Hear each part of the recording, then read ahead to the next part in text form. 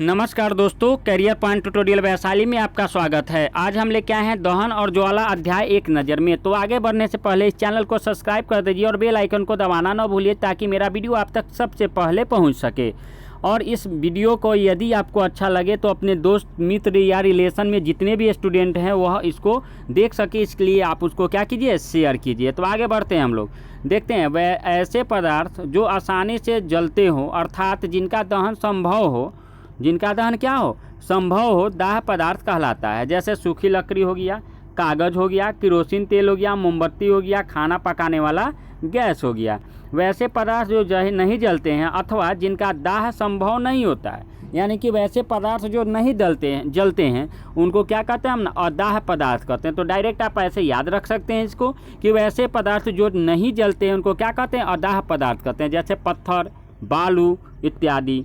वैसी रासायनिक प्रक्रिया जिसमें किसी पदार्थ की वायु या ऑक्सीजन की उपस्थिति में जलाने पर प्रकाश एवं ऊष्मा की प्राप्ति होती है, दहन कहलाती है। ये आपका दहन का डेफिनेशन हो गया, दहन का परिभाषा हो गया। जैसे मैग्नीशियम फीटे का जलना। दहन के प्रकार, अब हम लोग देखेंगे दहन के प्रकार। दहन के निम्नलिखित भागों में वर्गीकृत किया जा सकता है। तीव्र दहन यानी कि जल्दी से जलने वाला वैसा दहन जिसमें कोई ज्वलनशील पदार्थ तुरंत जलना प्रारंभ कर दे तथा उसमें एक प्रकाश की उत्पत्ति होती है, तीव्र दहन कहलाता है। जैसे एलपीजी या सीएनजी गैस का दहन, पेट्रोल का दहन इत्यादि। तो ये सब किस में आ जाएंगे, तीव्र दहन में आ जाएंगे। स्वतः दहन, तो वैसा पदार्थ, स्वतः का मतलब क्या होता है, अपने आप। स्वतः का मतलब क्या होता है, अपने आप। तो वैसा पदार्थ जो अपने जल जाए उसी को क्या कहेंगे हम लोग, स्वतः दहन कहेंगे। जैसे में श्वेत फास्फोरस, जैसे में क्या होता है, श्वेत फास्फोरस। श्वेत फास्फोरस को वायु में खुला छोड़ने पर वह स्वतः जल उठता है। क्यों?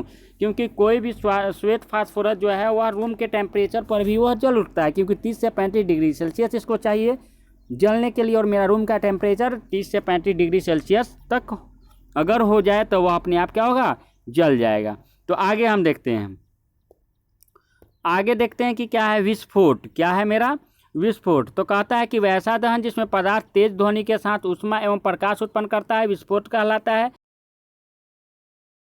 कभी आता है जैसे पर्व त्यौहार में पटाखों का फूटना, यह कौन दहन कहलाएगा, विस्फोट दहन कहलाएगा। देखिए जितने भी चीज़ हम पढ़ा रहे हैं उस पर आप क्वेश्चन भी बना सकते हैं कि विस्फोट दहन क्या है, या आप किसी से पूछ भी सकते हैं कि जो हम लोग पटाखे छोड़ते हैं होली में, दीपावली में, सॉरी होली में नहीं छोड़ते हैं, दीपावली में छोड़ते हैं।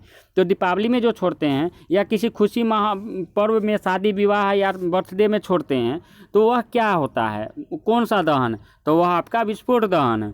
मंद दहन क्या होता है, जो धीरे धीरे, मंद माने होता है एकदम धीरे धीरे, वह क्या कहलाता है, मंद दहन कहलाता है।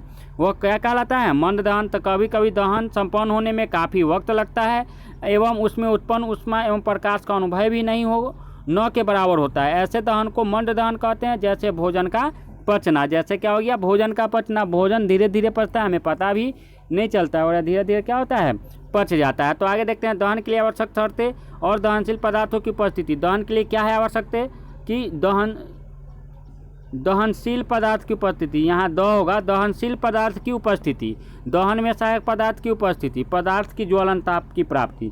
पदार्थ की ज्वलन ताप की प्राप्ति का मतलब है कि वैसा पदार्थ होना चाहिए कि उस पर, जैसे कि कागज़ में हम सलाई जला के लगाते हैं तो कागज़ क्या होता है, जल उठता है। लेकिन यही सलाई का तिल्ली से हम अगर एक लकड़ी में पकड़ा है तो वह तुरंत नहीं पकड़ता, यानी कि ज्वलन ताप उसका क्या होता है, निम्न होता है, और कागज़ का ज्वलन ताप उच्च होता है। तो आगे यह बात समझ में आपको।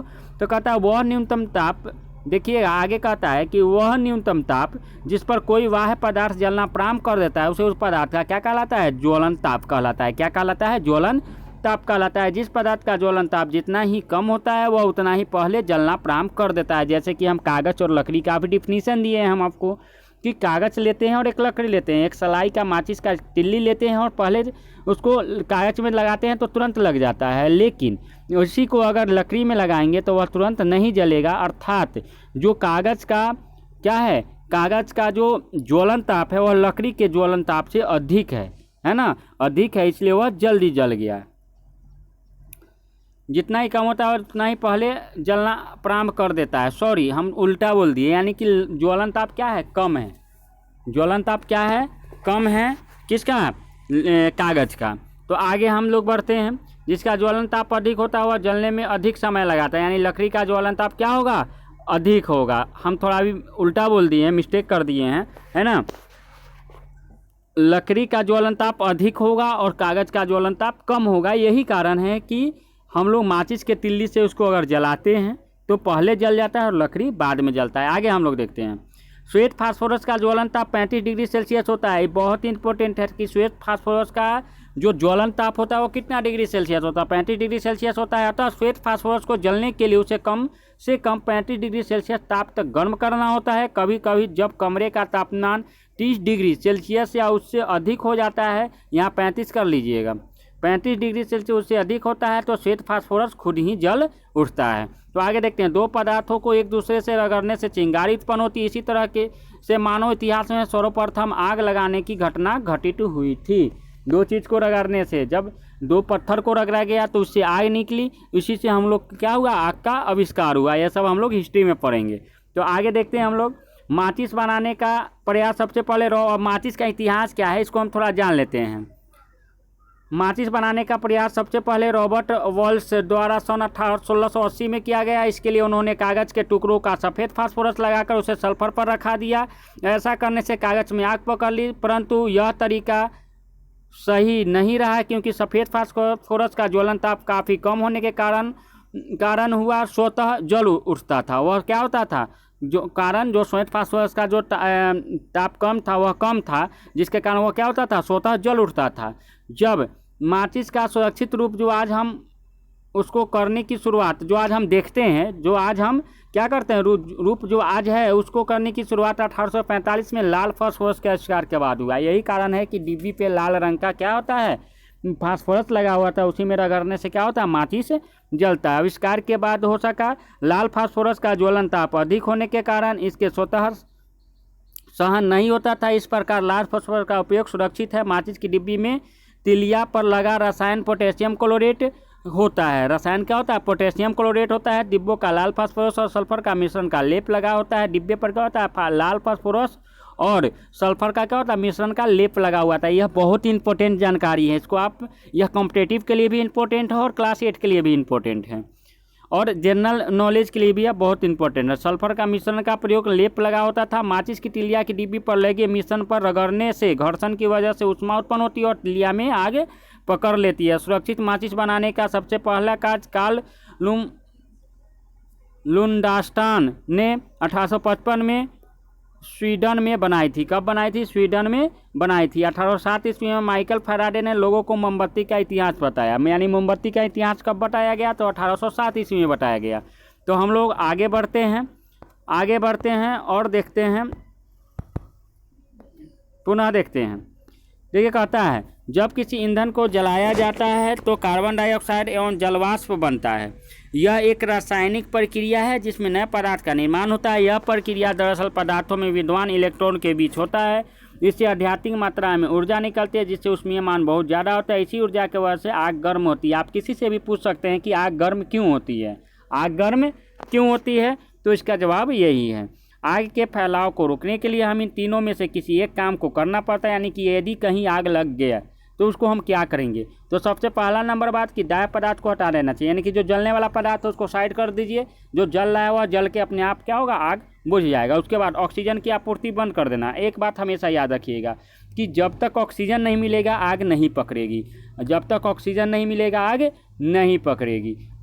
तीसरा नंबर बात क्या कहता है कि बंद कर देना या उसके ज्वलन ताप को बढ़ा देना। यानी कि मान लीजिए कि कागज़ में आग हम पकड़ाए हुए हैं, उस पर से अगर किसी लकड़ी को रख दें तो क्या कागज़ में आग पकड़े हुए रह जाएगा, नहीं, उसके दबाव के कारण वह आग बुझ जाएगा। यानी कि आग बुझ जाएगा। क्यों, क्योंकि लकड़ी का ज्वलन ताप जो होगा वह अधिक होगा और कागज़ का ज्वलन ताप कम होगा। इसी कारण क्या होगा, वह बुझ जाएगा। तो आगे देखते हैं हम लोग, आगे देखते हैं। कहता है कि वैसा संयंत्र जो आग बुझाने के काम में उपयोग किया जाता है अग्निशामक संयंत्र कहलाता है। क्या कहलाता है, अग्निशामक संयंत्र कहलाता है। यह दो प्रकार का होता है। पहले वाले संयंत्र में कार्बन डाइऑक्साइड गैस उच्च दाब पर भरा होता है तथा दूसरे वाले संयंत्र में कांच की एक शीशी में अम्ल रखा जाता है। यह अम्ल क्या होता है, सल्फ्यूरिक अम्ल होता है। यह कितना बार एग्जाम में आपको पूछ चुका है कि जो शीशी में अम्ल भरा होता है वह कौन सा अम्ल होता है, तो यह क्या होता है, सल्फ्यूरिक अम्ल होता है। इसको याद रखिए। इस अम्ल वाले बर्तन को एक बड़े से पात्र में रखा जाता है तथा इस पात्र में धातु का बाइकार्बोनेट रखा जाता है। यह धातु बाइकार्बोनेट के रूप में सोडियम बाइकार्बोनेट का प्रयोग किया जाता है। आग बुझाने की प्रक्रिया में जब कांच की बोतल का मुंह तोड़ा जाता है तो यह अम्ल सोडियम बाइकार्बोनेट से प्रतिक्रिया कर CO2 बनाता है, जो आग का हवा से संपर्क तोड़ देता है, जिससे आग बुझ जाती है। जिससे आग क्या होती है? बुझ जाती है। आगे देखते हैं हम लोग।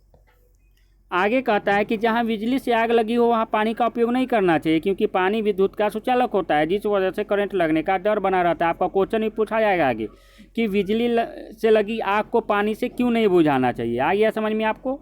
तेल में आग लगा हो तो पानी नहीं डालना चाहिए, क्योंकि पानी तेल से भारी होने के कारण वह नीचे हो जाएगा और आग बुझ नहीं पाएगा। यह बहुत इंपॉर्टेंट चीज़ है। पटना में अग्निशामक सेवा का टेलीफोन नंबर भी दे चुके हैं आपको। यह जब भी कोई आग लगे तो इसमें आपको आग पर इसी नंबर पे कॉल करना पड़ता है। मोमबत्ती की ज्वाला को 4 भागों में वर्गीकृत किया गया है: बाहरी भाग, दीप्त भाग, मध्य भाग और आंतरिक भाग। तो ये 4 भाग हैं, इन चारों भाग को आप याद कर लीजिए। आगे हम लोग बढ़ते हैं और देखते हैं नेक्स्ट। कहता है बाहरी भाग, अब उसके बारे में हम लोग चर्चा करेंगे। बाहरी भाग क्या होता है तो देखते हैं हम लोग। ज्वाला का वह भाग संपूर्ण ज्वाला के चारों ओर बाहर में होता है और पूर्ण दहन के नाम से भी जाना जाता है। यह ऑक्सीजन प्रचुर मात्रा में उपलब्ध होता है। ज्वाला का यह भाग सबसे गर्म होता है, साथ ही ज्वाला का रंग नीला होता है, जो पूर्ण दहन का सूचक है। क्या है? पूर्ण दहन का सूचक है। दीप्त भाग, इस भाग में अपूर्ण दहन होता है। यह भाग सबसे बड़ा होता है, यह पारदर्शी होता है। पूछा जा सकता है आपके कि मोमबत्ती का कौन सा भाग पारदर्शी होता है, तो आपको बताना होगा दीप्त वाला भाग। यह तीव्र पीला रंग प्रदर्शित करता है। यहाँ ऑक्सीजन की आपूर्ति कम होती है, जिससे मोम का पूर्ण पिघलन नहीं होता है। इसी अपूर्ण दहन की वजह से कार्बन जलकर पीला रंग उत्पन्न करता है। आगे हम लोग बढ़ते हैं।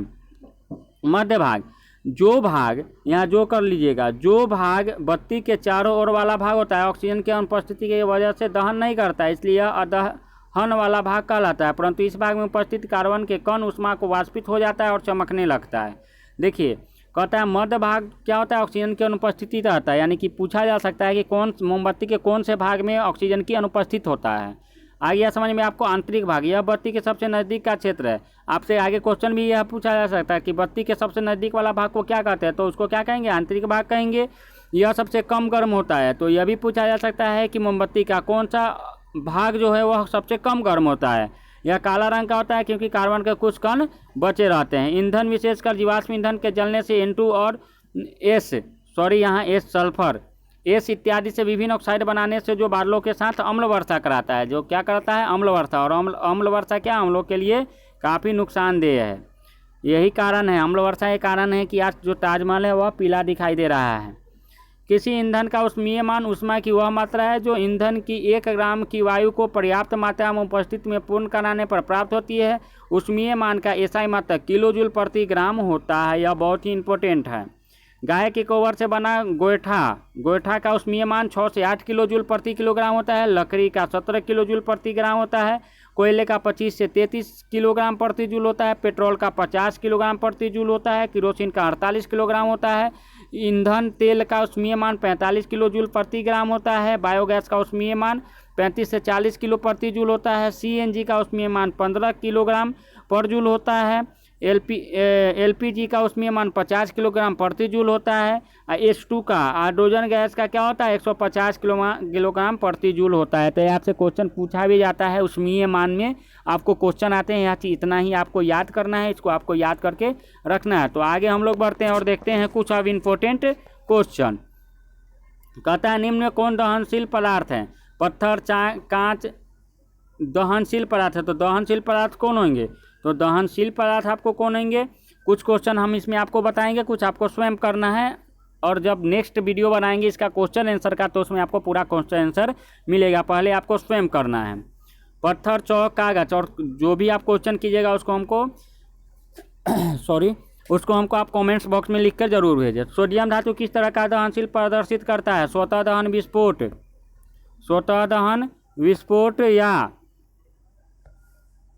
तीव्र दहन, या इनमें से कोई नहीं। आगे निम्न में कौन सी गैस सर्वाधिक विषैली है? यह भी आपको कंप्लीट करना है। H2 का ऊष्मीयमान क्या आता है? अभी तुरंत जस्ट पहले पढ़ाए हैं। मोमबत्ती का ज्वाला का सबसे गर्म क्षेत्र है, ये भी अभी आपको हम तुरंत पढ़ाए हैं। आगे देखते हैं, निम्न में किसकी ज्वलन ताप सबसे अधिक होती है? यह भी हम आपको बता चुके हैं। निम्न में से किसके जलने पर अम्ल वर्षा होती है?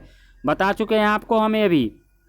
आगे देखते हैं हम लोग 8वां नंबर क्वेश्चन है। 8वां नंबर क्वेश्चन क्या कहता है? एलपीजी के साधारणतः कौन सी गैस भरी जाती है? सब के सब क्वेश्चन आपको डिटेल करके आपको मेरे व्हाट्सएप नंबर पे या फिर मेरे कमेंट्स बॉक्स में कमेंट्स करना है। अग्निशामक से कौन सी गैस निकलती है? मोम एक हाइड्रोकार्बन है, वह हाइड्रोकार्बन क्या चीज़ से मिलकर बना है? 11 नंबर क्वेश्चन, ऊष्मीय मान का ऐसा ही मात्रक क्या होता है? 12 नंबर क्वेश्चन, ईंधन के जलने से हमें क्या चीज़ प्राप्त होता है? 13 नंबर क्वेश्चन, पेट्रोल का ज्वलन ताप किरोसिन के ज्वलन ताप से अधिक होता है या कम होता है? ज्वलन ताप की परिभाषा करें, दहन के लिए आवश्यक शर्तों को लिखें। मोमबत्ती का कौन सा क्षेत्र हमेशा प्रकाश देता है, हमें प्रकाश देता है? यह भी आपको क्वेश्चन हम बता चुके हैं, डिस्कस कर चुके हैं। पूर्ण दहन एवं अपूर्ण दहन में क्या अंतर है? बतावे। मोमबत्ती की ज्वाला का नामांकित चित्र बनाए, इसके क्षेत्र का वर्णन करें। आगे हम लोग बढ़ते हैं। 17 नंबर क्वेश्चन है, मोमबत्ती की ज्वाला का नामांकित चित्र बनाए, इसके क्षेत्र समझाएं। आग लगने पर कई बार पानी डालकर बुझाते हैं, पानी डालने से आग कैसे बुझ जाती है? स्टील ओह तो कांच के प्लेट में जाने पर काला क्यों बनता है? अगर किसी दुर्घटना में कोई व्यक्ति आग के चपेट में आया तो उसे बचाने के लिए कंबल में लपेट दिया जाता है, ऐसा क्यों? कभी कभी जंगलों में अपने आप आग लग जाती है, ऐसा कैसे होता है? माचिस को जलाने के लिए उसे माचिस के डिब्बों पर रगड़ा जाता है, ऐसा क्यों? तो यह जो आपके 23 क्वेश्चन है, यह आपको कंप्लीट करना है। और देखिए, हम बार बार समझा रहे हैं, वीडियो देखने से कुछ नहीं होता है।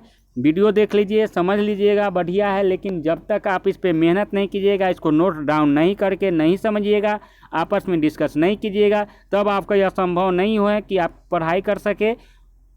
यदि आप ऐसा नहीं करते हैं तो प्लीज़ आपसे रिक्वेस्ट है कि मेरा वीडियो नहीं देखिए और उस समय जो है अपना किसी दूसरे काम में लगाइए। तो आज भर के लिए इतना ही, आप लोगों से लेते हैं विदा। धन्यवाद।